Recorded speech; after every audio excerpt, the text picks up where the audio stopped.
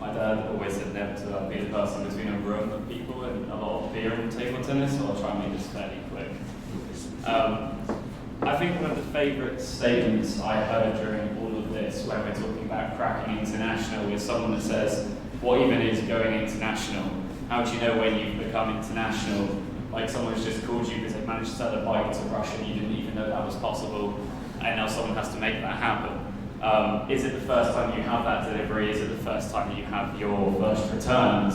When is it that you're truly, have you gone international? And I guess it's because there is a lot of stages that can involve going international, and that's really what our conversations were developed by, is these different stages. But at a high level, we first of all want to decide, how do you decide when to go international?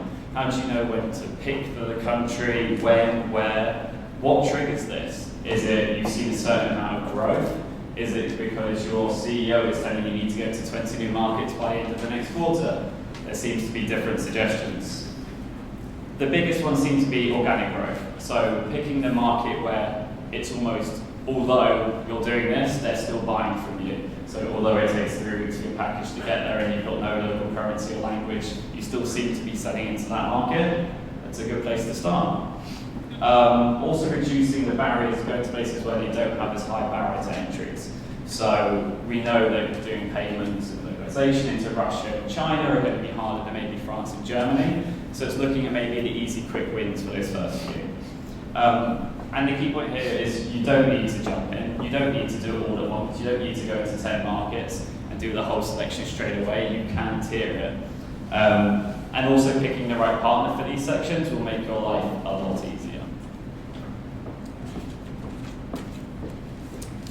So once you've decided to go international, it's more of a case of what you prioritize. You've got fulfillment, you've got localization, you've got payments. What one of it are you actually prioritizing?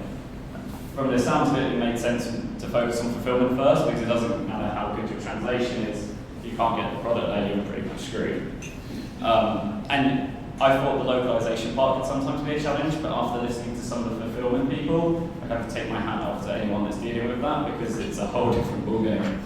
You're dealing with tax and duties, returns, you're selling something to Germany for the first time, people are buying 5 of them, returning 4 of them, and there's a whole different world. And then you're looking into whether you're doing European centres and international centres, and really picking the right partner to help you with that is going to make that process a lot easier. Next, you've got payments versus localization, which is the next obvious step. Now, on payments, you've got different approaches to do it. You can go for some lighter touches to get you into those markets nice and easily, or we can have using people like Adyen, where you keep everything under one roof and you can go through fairly easily. But we also learned some stories where Russia is 72% cash on delivery, and even though people that is there and you may lose that 7% of the market, sometimes it's just not worth doing it because of the pain associated with it. You'd rather go potentially with the 30%. So there's different stories about how different people approach payments within those markets. And with localization, it's the same story. You don't need to go and offer a fully localized site straight away. You can start with English landing pages for specific events within each country. You could start with social media to start building up a brand presence within those regions.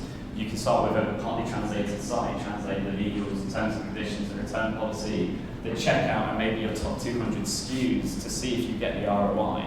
Because, I mean, that's one of the biggest parts here, is a lot of these things you're having to make these cases internally, and it's good to be able to see the ROI so you can then get the investment for potentially the rest of the project.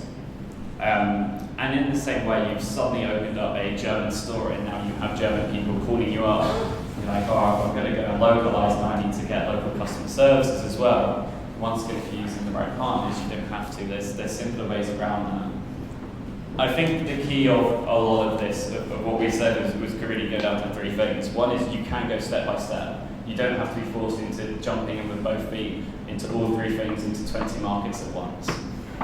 You can do it all without really affecting much internal resource if you do it smartly.